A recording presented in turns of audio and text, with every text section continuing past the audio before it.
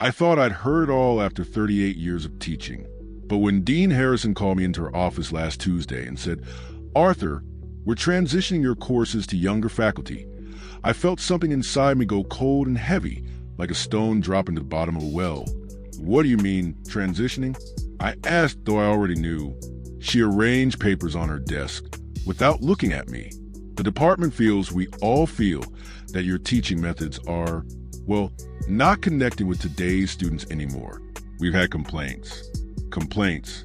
That word sat between us like a wall. What kind of complaints?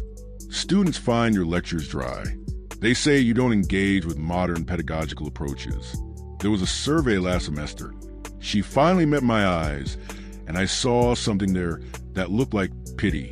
"Arthur, you're 71. You've had an incredible career. Maybe it's time to consider retirement."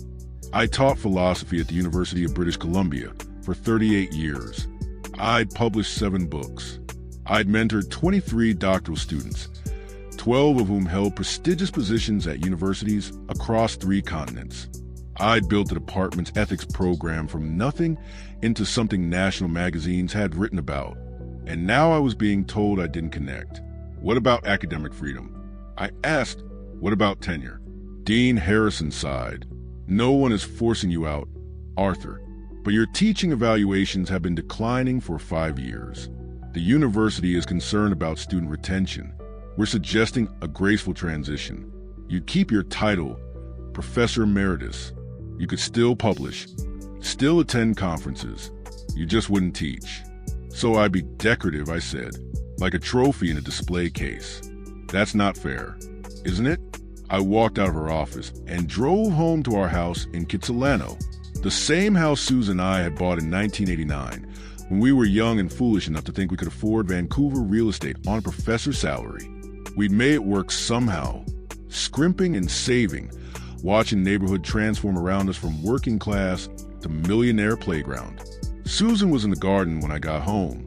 She'd retired from nursing 3 years ago and had thrown herself into cultivating roses with the same fierce dedication she'd once applied to emergency room traumas.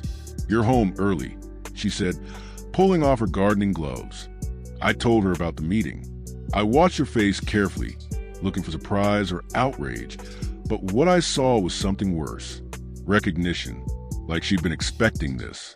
"Oh, Arthur," she said softly, "you're not surprised." She hesitated. "You've been struggling a bit, haven't you? The students today, they're different. Maybe a break would be good."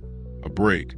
I turned and walked into the house, before she could see my face, before she could see that I felt like I was suffocating. That night our daughter Rachel called from Toronto. She was 36, a corporate lawyer, married to another corporate lawyer, living a life of expensive restaurants and business class flights that seemed to exist in a different universe from mine. "Mom told me about the university." She said, "I'm sorry, Dad. Are you? What's that supposed to mean?" "It means everyone seems very understanding about me being put out to pasture. Very sympathetic.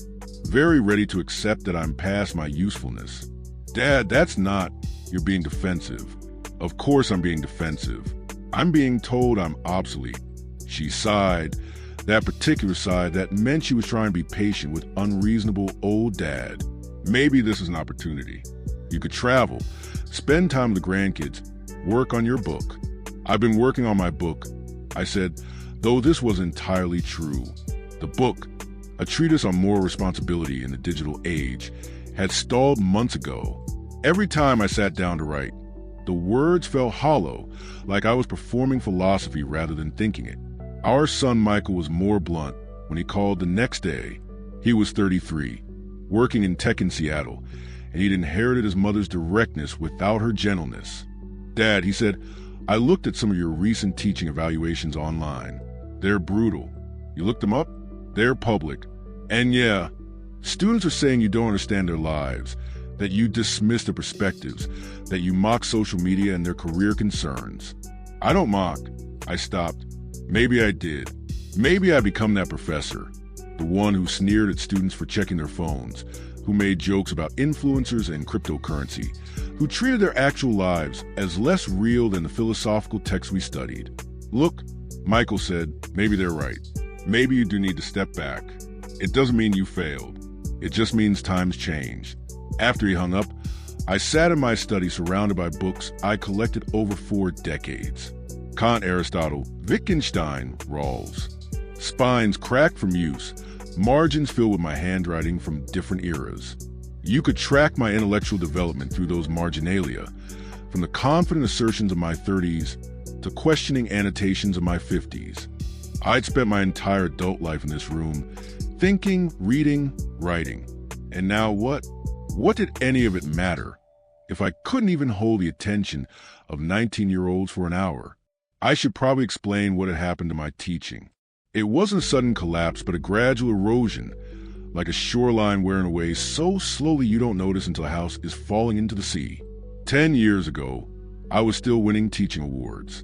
Students would crowd my office hours, argue with me about moral realism over coffee, write me letters years after graduation about how I'd changed their thinking. I felt alive in the classroom, electric with the joy of ideas colliding. But something shifted. Maybe it was when smartphones became ubiquitous. Maybe it was when the university started emphasizing career preparation over intellectual exploration. Maybe it was when students began treating education like a consumer product they'd purchased rather than an experience they were living. Or maybe, and this was a thought I kept trying to avoid, maybe it was just me getting old and bitter and unable to adapt. I started noticing it around 2018. Students would come to class without having done the readings. When I pose a question, instead of thoughtful silence followed by discussion, I'd get blank stares and checked out expressions. They'd ask me if material would be on the test. They'd complain that philosophy wasn't practical. I'd push back. I'd get frustrated. I'd make comments about intellectual laziness and the death of curiosity, which only made things worse. The evaluations got worse. The complaints increased. And the more defensive I became, the less the students engaged.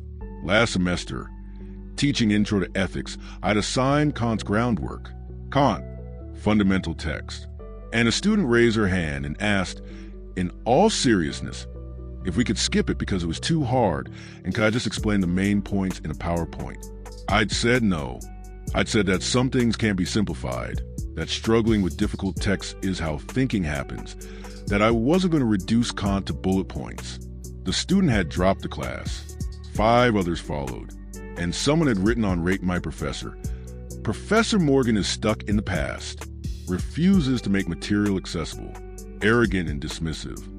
After the meeting with Dean Harrison, I stopped going to campus.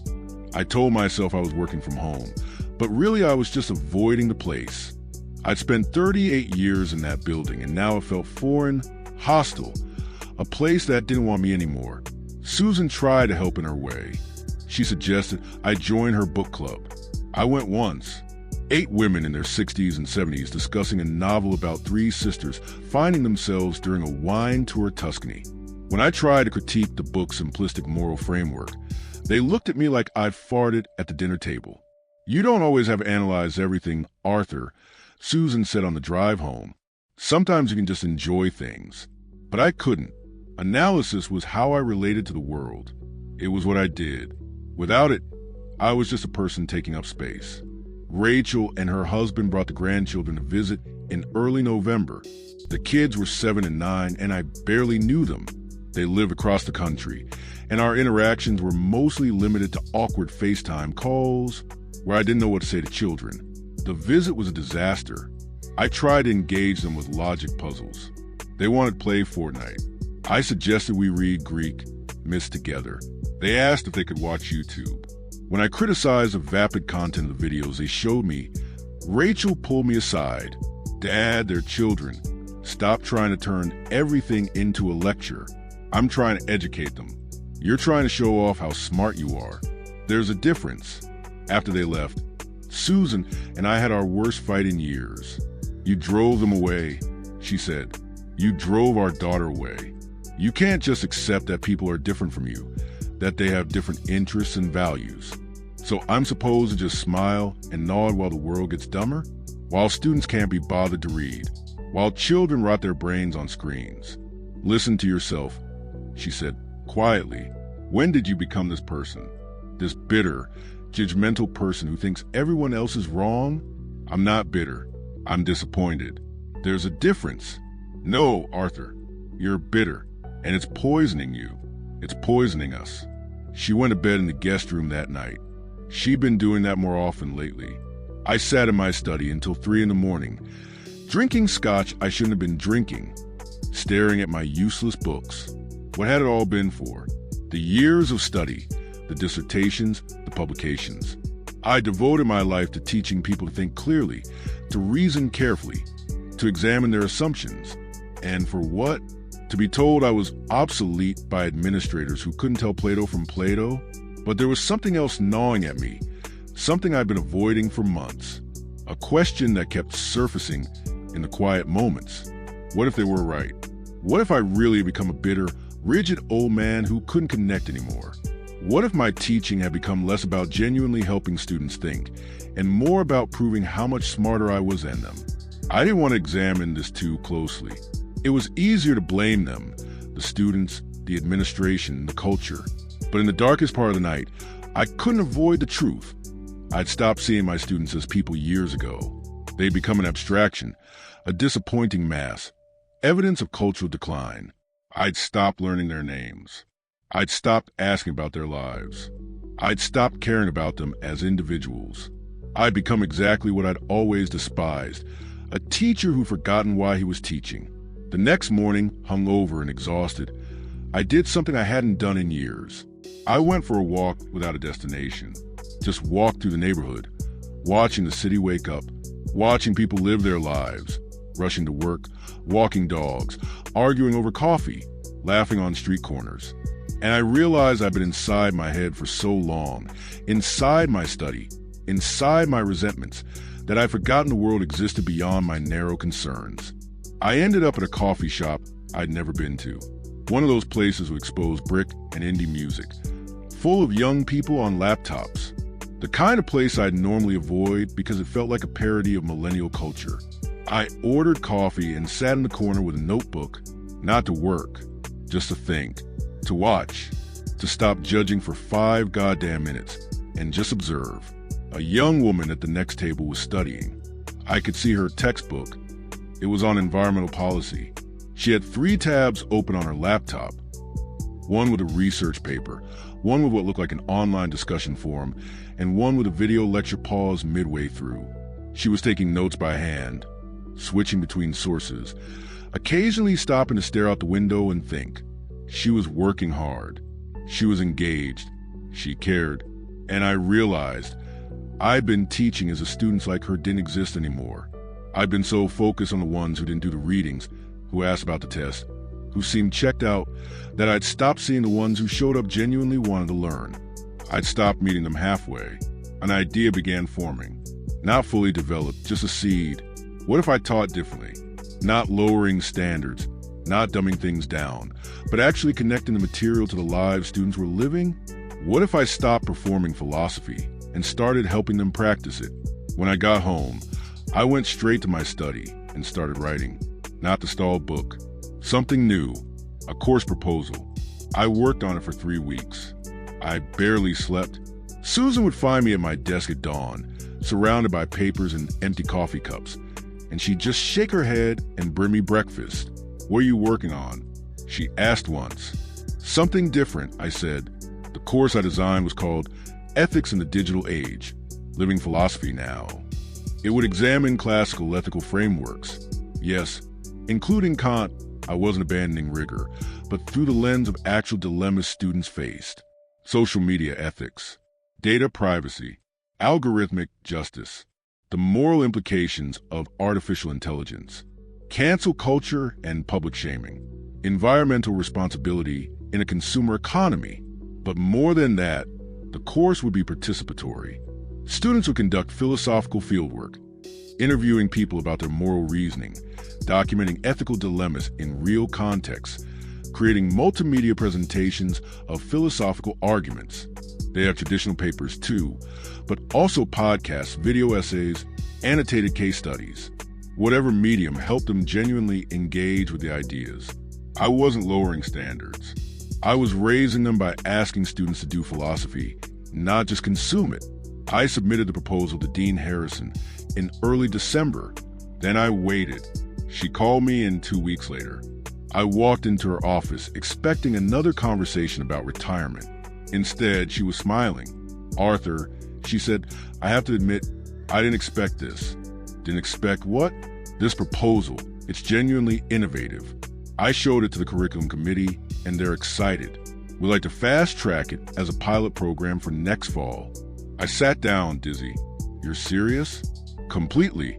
I also showed it to a few of my colleagues in education. One of them knows someone at the CBC. They're doing a series on reinventing higher education, and they want to feature courses like this. "Would you be willing to be interviewed?"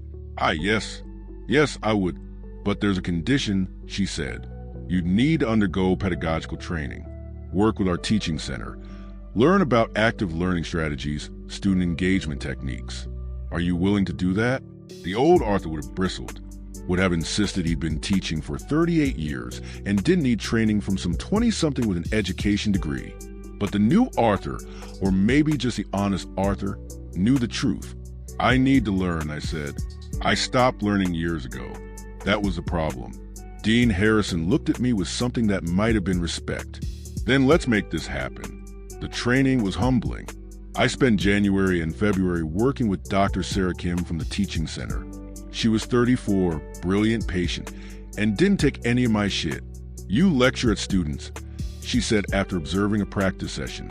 "You don't teach with them. I'm sharing knowledge. You're performing knowledge. There's a difference."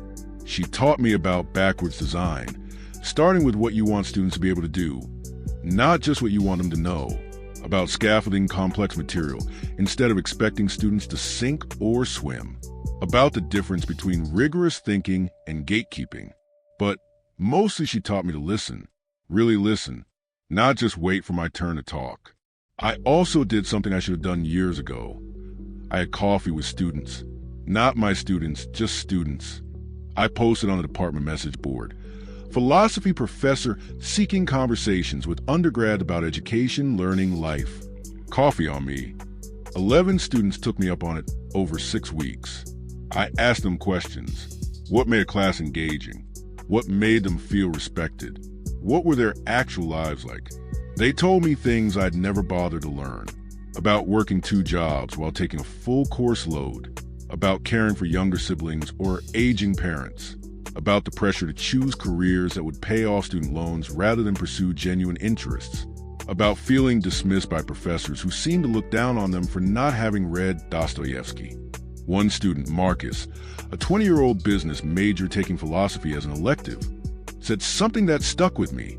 "I actually love this stuff," he said. "I love thinking about moral questions. But most philosophy classes feel like church services where I'm not religious. Like there's a secret language I don't speak, and everyone's judging me for being an outsider. What would make it feel different?" I asked if professors acted like they cared whether we understood, not just whether we could recite back what they said. If they connected it to things we actually deal with.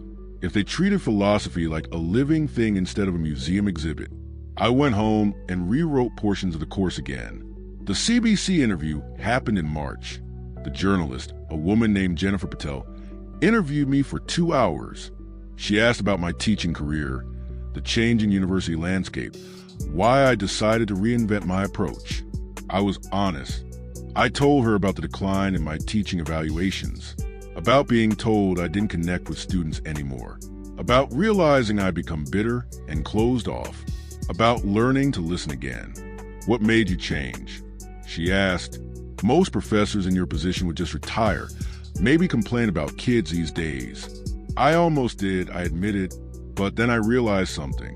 I didn't become a philosopher because I love books. I became a philosopher because I love questions. And somewhere along the way, I forgot that. I started treating philosophy like a fortress to defend instead of an exploration to share. The piece aired in late March. It was part of a longer segment about innovative teaching, and my portion was maybe 4 minutes. But those 4 minutes changed everything. The segment went viral, at least by educational media standards. It got shared on social media, written about in education blogs, discussed on podcasts. Apparently, There was something appealing about a 71-year-old professor admitting he'd been wrong and trying to change. I got emails from colleagues at other universities. Some were supportive, some were critical, accusing me of capitulating to student demands for easy material. But most were curious. They wanted to know more about the course design. And then something unexpected happened. 3 publishers reached out asking if I'd be interested in writing a book about teaching philosophy in the contemporary university. Not the stalled academic treatise gathering dust on my hard drive. A practical book about connecting rigorous thinking with lived experience. I said yes to one of them. And I started writing, really writing for the first time in years. Susan noticed a change before I did. One night in April, she came into my study where I was working on a course lesson plan. "You're happy," she said. "What? You're actually happy. I can tell. You're not just working to avoid life. You're working because you care about it." She was right. I felt purposeful in a way I hadn't in years. Not because I was proving anything to anyone, but because I was genuinely excited about teaching again. We started talking more. Real conversations, not just logistical exchanges about household tasks. I told her about what I was learning. She told me about the volunteer work she'd been doing at a community garden, helping refugees learn to grow food. She'd been doing it for 2 years, and I had barely listened when she'd mentioned it. "I'm sorry," I said one night, "for checking out, for being so wrapped up in my resentments that I stopped seeing you." She took my hand. "I'm sorry too. I should have pushed harder. Should have insisted we deal with things instead of just letting you retreat. We're both pretty stubborn," I said. She laughed. "That's what I fell in love with. Your stubbornness. You'd argue with anyone about anything. I just wish you hadn't stopped arguing with yourself." The course launched in September. 23 students enrolled. The first day, I was more nervous than I'd been in decades. What if I'd been wrong? What if this didn't work? What if I just convinced myself I could still teach when the truth was simpler and sadder? I walked into the classroom, not a lecture hall, but a seminar room arranged in a circle, and looked at the students.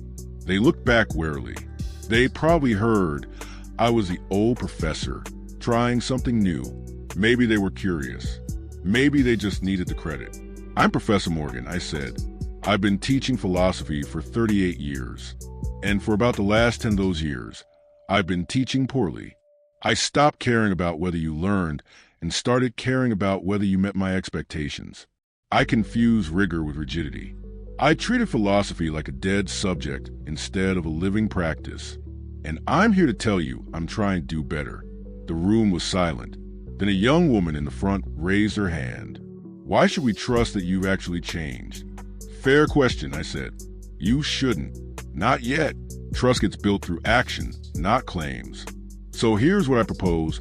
I'll teach this course as best I can. I'll listen to your feedback. I'll adjust when something isn't working. And you'll do the same. Show up, engage honestly, push back when you disagree. We'll figure this out together." Another student, a young man with impressive facial hair, spoke up. "What if we're wrong about something? Are you going to make us feel stupid? I might disagree with you. I might argue with you, but I won't make you feel stupid for trying. The only stupid thing in philosophy is not thinking." And somehow, improbably, it worked. Not perfectly. There were rough patches, awkward moments, assignments that needed revision, but the students engaged. They argued with each other and with me. They brought in current events and personal dilemmas. They made connections I hadn't thought of. In October, we were discussing Kant's categorical imperative. I'd assigned the original text, not simplified, not dumbed down, actual Kant, but pair it with a case study about social media activism. A student named Priya raised her hand. "I'm trying to apply the categorical imperative to online callouts. If I see someone say something bigoted online, is it my duty to call them out? What does Kant tell you?" I asked, well, if I universalize a maxim, if everyone called out every instance of bigotry they encountered, would that be a coherent moral law? What do you think? She thought about it. I think it gets complicated, because calling out can be about public shaming, not moral education. And if everyone did that constantly, we'd just have performative morality without actual change. Another student, James, jumped in, but isn't silence complicity? If you don't call out bigotry, aren't you implicitly condoning it? And we were off. 45 minutes of genuine philosophical discussion. Students citing Kant, but also bringing in their lived experiences, their moral intuitions, their actual dilemmas. I didn't lecture. I facilitated. I pushed them to clarify arguments, to consider implications, to recognize complexity. At the end, a student named Tyler said, "This is what I thought philosophy would be like. Not just reading dead guys, but actually figuring out how to live." I went home that day and cried. Actually cried. Because I remembered why I'd become a teacher in the first place. The semester continued. Students created podcasts examining the ethics of artificial intelligence. They interviewed people about moral decision-making and analyzed the reasoning patterns. They wrote traditional papers too, but the papers were sharper, more engaged, because they'd already been doing the thinking in multiple contexts. My teaching evaluations that semester were the highest they'd been in a decade. But that's not what mattered. What mattered was the email from Priya in December. "Professor Morgan, I just want to say this class changed how I think. Not just about ethics, but about everything. You show me that philosophy isn't about having the right answers. It's about asking better questions. Thank you for not giving up on teaching." I printed that email and put it on my wall next to my degrees and awards. It meant more than any of them. The book I was writing became something different than I planned. Not just a teaching manual, but a reflection on education, aging, change, and the difficulty of admitting you've been wrong. My editor loved it.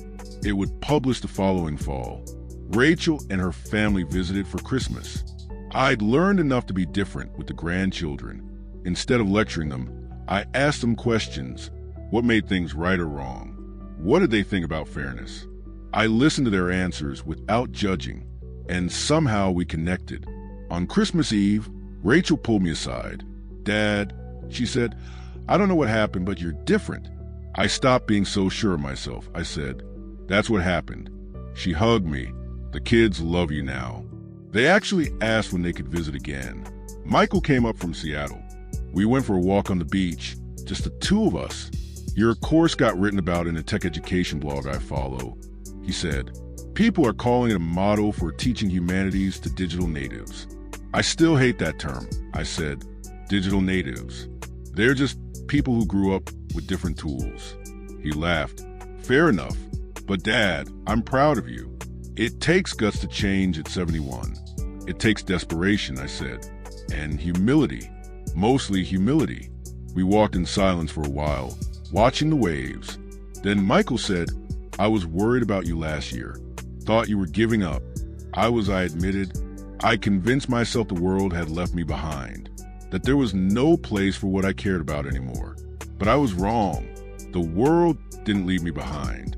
I left the world behind. I stopped engaging with it as it actually was. And now I'm catching up. Slowly, imperfectly, but I'm trying. Back at the house, Susan was cooking dinner with Rachel.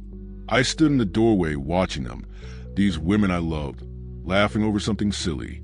The grandchildren were building with blocks in the living room. Michael was setting the table. It looked like a Christmas card, but it was real, messy and imperfect and real. That night, after everyone had gone to bed, I went to my study. I pulled out the old academic treatise I'd been working on before everything changed, the one about moral responsibility in the digital age that I couldn't seem to finish. I read through what I'd written. It was good, technically sound, thoroughly researched, properly argued, and completely lifeless. It was philosophy as performance, not exploration. It was me proving I was smart, not me genuinely wrestling with questions. I saved it in an archive folder. Maybe I'd return to it someday. Maybe not. It didn't matter. Instead, I opened a new document and started writing about something I was genuinely curious about. How education could create spaces for authentic thinking in an age of algorithms and echo chambers. Not performing an answer, but exploring a question. The words came easily. For the first time in years, I wasn't writing to prove anything. I was writing to think. My phone buzzed. An email from Dean Harrison. The subject line read, "Good news." I opened it. The university wanted to expand my pilot program. They wanted me to train other faculty in the teaching methods I developed. They wanted to create a center for innovative pedagogy, and they wanted me to direct it. Part-time, flexible, with support staff. It would mean another 5 years at least, maybe more if I wanted. I stared at the screen. A year ago, I'd been told I was too old, too stuck, too out of touch. And now this. But the vindication I felt wasn't what I'd expected. It wasn't, "I told you so," or "take that." It was quieter, deeper. It was the satisfaction of knowing I'd chosen change instead of choosing to be right. That I'd admitted I was wrong and done the work to be better. I wrote back accepting the position. Then I closed my laptop and went to find Susan. She was reading in bed. They want me to direct a new teaching center. I said. She looked up, smiling. "Are you going to do it?" I sat on the edge of the bed. "I want to, but I need to ask you something first. Is this going to work? Can we really recover from the last few years?" She put down her book. "Arthur, we've been married for 38 years. We've survived a lot worse than you being a difficult middle-aged man. But yes, I think we can recover. Because you're actually trying now. You're not just defending yourself. You're changing." "I'm trying," I said. "I won't always get it right. Nobody does. That's not the point. The point is you're engaged again. With me, with your work, with life. That's all I wanted." I kissed her. Then I turned off the light and lay in the darkness, listening to her breathe. At 71, I'd learned something most people never learn. Being right matters less than being open. Defending your position matters less than examining it. And the worst thing you can become isn't wrong. It's rigid. I'd spent years being rigid, fortified in my assumptions, defended against change, convinced that my way of thinking was the only valid way. And it had nearly cost me everything, my career, my family, my sense of purpose. But I'd changed, not because I'd been forced to, though that had been the catalyst, but because I'd chosen to. I'd chosen humility over pride. I'd chosen growth over being right.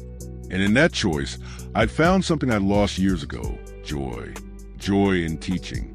Joy in learning. Joy in being wrong. Because it meant there was something new to discover.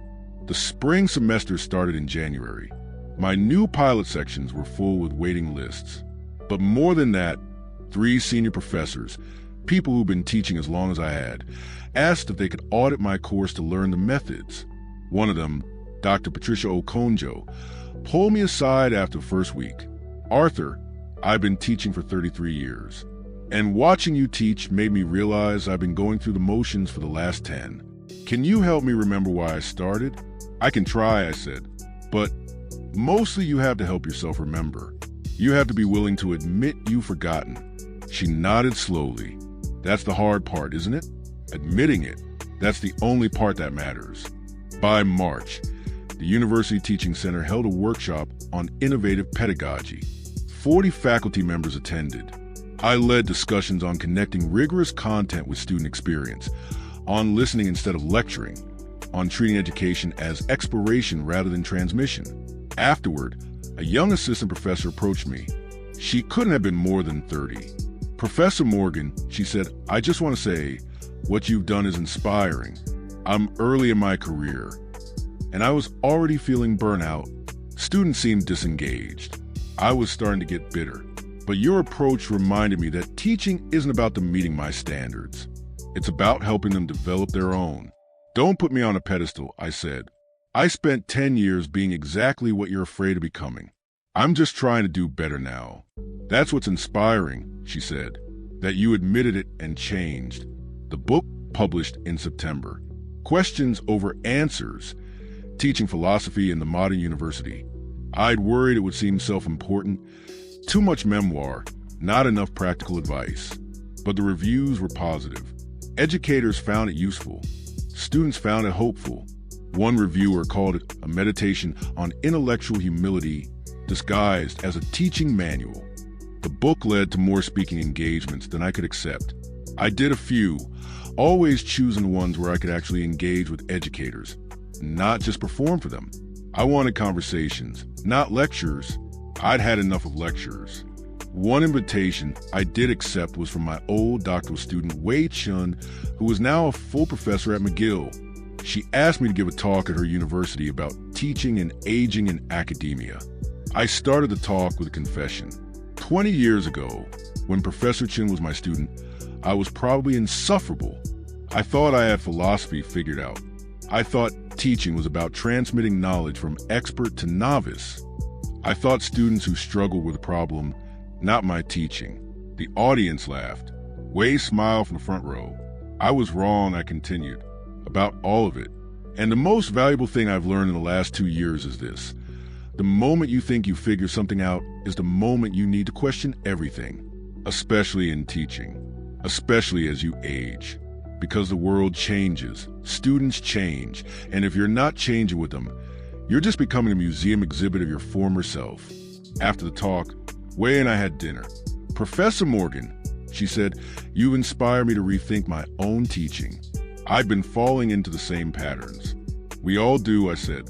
It's easier to repeat what worked before than to question whether it's still working. But easier isn't the same as better. Can I ask you something personal? She said, were you scared? When you realized you had to change everything. Terrified, I admitted, because changing meant admitting I'd been wrong. And I'd built my entire identity around being the person who was right, who had the answers, who knew how things should be done. Letting go of that felt like dying. But you did it anyway. I didn't have a choice. Not if I wanted to keep being a teacher. Not if I wanted to keep being a person worth knowing. At 73, I'm not the same teacher I was at 50 or even 70. I'm better, not because I know more, though I've learned a great deal, but because I question more, because I listen more, because I'm willing to be wrong. Last week, a student challenged one of my interpretations of Aristotle in class. The old Arthur would have defended his position, would have cited scholarship, would have subtly made the student feel small for disagreeing. The new Arthur said, you might be right. Let's explore that together. And we did. And it turned out the student had a point I hadn't considered. And I learned something. At 73, I learned something new about a text I've been reading for 50 years because I was willing to admit I might not have complete answer. That's the real victory. Not the teaching center, not the book, not even the family healing, though that matters more than anything professional. The real victory is knowing that I can still grow, still change, still become something other than what I was. Susan asked me last night if I was happy. We were sitting on the back porch, watching the sunset over the mountains. The same view we'd had for 35 years, but I was seeing it differently now. Everything looked different through eyes that weren't always looking for what was wrong. Yes, I said, I'm happy. Even with everything that happened, all those years you spent being miserable, I thought about it. Maybe especially because of those years. They taught me something I couldn't have learned any other way. What's that? That being brilliant doesn't matter if you're not kind. That being right doesn't matter if you're not open. That having all the answers is just another way of stopping yourself from asking better questions. She took my hand. We sat like that for a long time, not talking, just being. Two people who'd chosen each other 38 years ago and kept choosing each other, even through the years when that choice felt more like obligation than love. My phone buzzed. A text from Marcus, the business student who told me philosophy classes felt like church services where he wasn't religious. He'd switched his major to philosophy and ethics. He wanted to know if I'd be his thesis advisor. I smiled and typed back, I'd be honored. At 73, I was teaching better than I ever had, writing better than I ever had, living better than I ever had. Not because I knew more, but because I finally learned the most important lesson philosophy had to teach. The exam in life isn't about finding answers. It's about having the courage to keep examining, keep questioning, keep growing, even when, especially when you think you figured it all out. The students I taught now would never know the bitter, rigid professor I'd been 5 years ago. They'd only know this version, the one who admitted when he was wrong, who listened more than he lectured, who treated philosophy as a living practice instead of a dead tradition. But I would always know. I would always remember what I'd almost become, and that memory would keep me humble, Keep me growing, keep me human. Dean Harrison called that evening. The teaching center I directed had been featured in a national education magazine. 3 other universities wanted to implement similar programs. Would I be willing to consult? I would, because I discovered something unexpected. Sharing what I'd learned about teaching was just as fulfilling as teaching itself, maybe more, because it meant the change I'd made in myself could ripple outward, could help other professors avoid the decade of bitterness I'd wasted. That night, I went to my study. The old academic treatise was still in its archive folder, untouched. I'd never finish it. That was okay.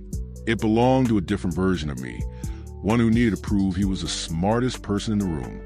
Instead, I opened a document I've been working on, a new course on philosophy of education, examining what it means to learn and teach in the 21st century, not performing answers, but exploring questions. The cursor blinked. I started typing. Outside my window, the city lights flickered on, thousands of lives being lived, each one containing questions that mattered, struggles that were real, dreams that deserved respect. For so many years, I'd looked at the world and seen only what was wrong with it. Now I tried to see what was possible in it. Rachel called as I was finishing up. "Dad," she said, "the kids want to know if they can come spend a week with you this summer. Just them, not us. They say you're fun now." I laughed. I'm not sure I've ever been called fun before. Well, you are. You actually listen to them. You ask them real questions. You treat them like their thoughts matter. Their thoughts do matter, I said. I know that, but you didn't always act like it. With any of us. No, I agree. I didn't.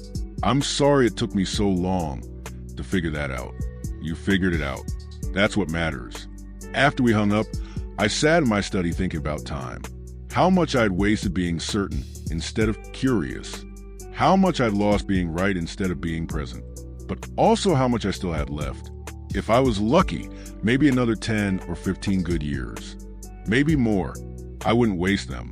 Not anymore.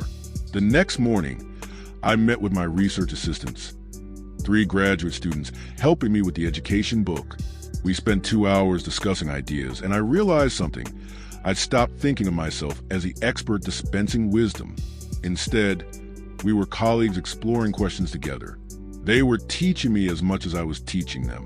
This is what education should always be, I thought.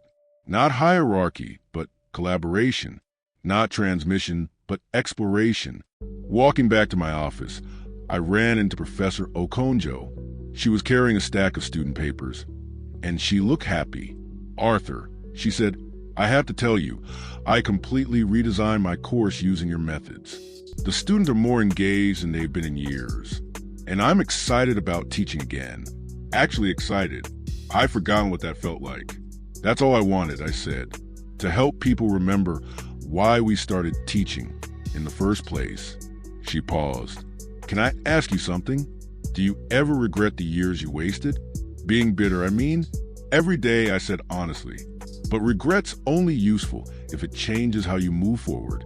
Otherwise, it's just another form of bitterness." She nodded thoughtfully and walked away. I watched her go. This colleague I'd worked with for 15 years but had never really talked to until recently. How many other people had I not seen?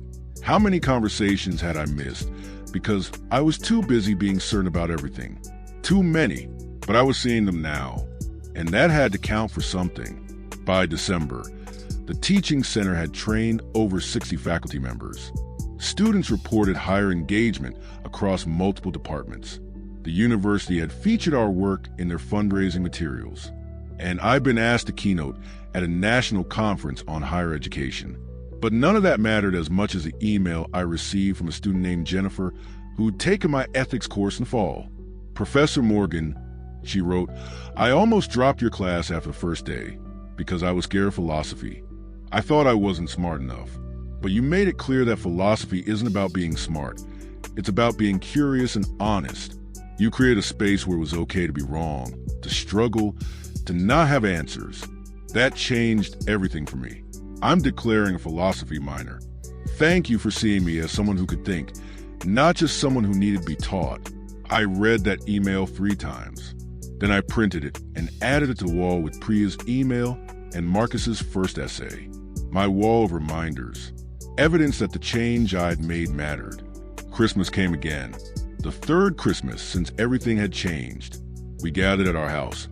All the kids, all the grandchildren, plus Emma's boyfriend, who was now her fiancé, plus Michael's new girlfriend, who was a philosophy major and spent an hour asking me about moral realism. On Christmas Eve, I found myself alone in the kitchen with Trevor. We were cleaning up after dinner, a comfortable silence between us. "Dad," he said, "suddenly, I've been thinking about something." "What's that?" "That semester when you were struggling, when the university was pushing you to retire, I called to check on you once. Remember?" I nodded. I remembered. It had been a perfunctory call. Awkward, both of us going through the motions. "I didn't really ask how you were doing," Trevor continued. "I just asked the surface stuff and let you say you were fine. I should have pushed, should have really talked to you." "I didn't make it easy to talk to me," I said. "I was pretty locked down. Still, I'm your son. I should have tried harder." I stopped washing dishes and looked at him. "Trevor, you did the best you could with the father you had at the time. And when I changed, you changed how you related to me.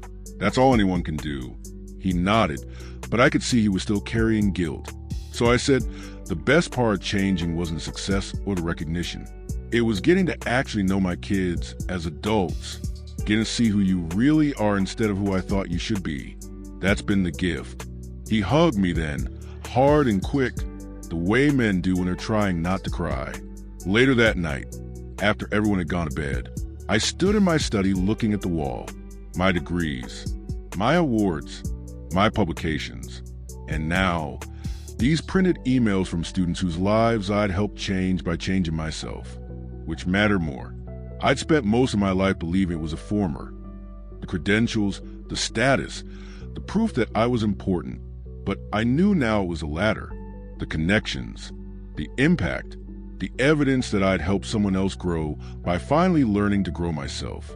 At 73, I'd finally figure out what I should have known at 33. The point of knowledge isn't to accumulate it like treasure.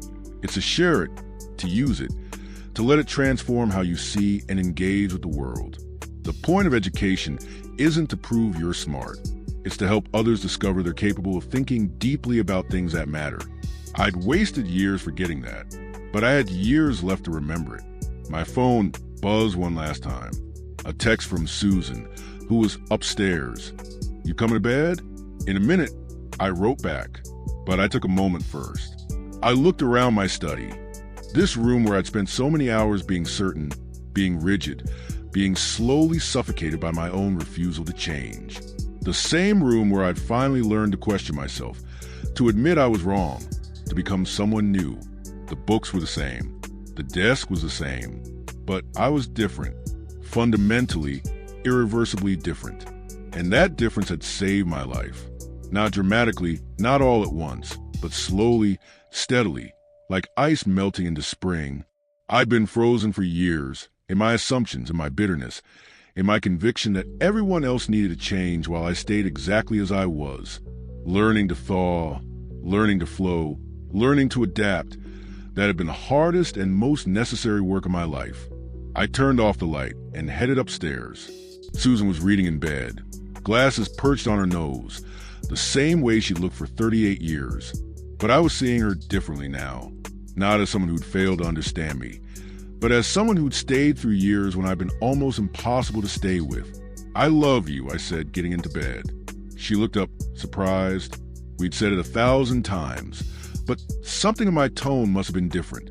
"I love you too," she said. "I mean it," I said. "Thank you for not giving up on me when I'd given up on myself." She took off her glasses and turned toward me. "Arthur," she said quietly, "I never gave up on you.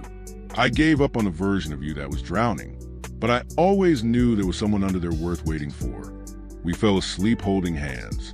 Two people who'd almost lost each other, who'd found their way back through honesty and change, and the stubborn refusal to accept that old meant obsolete.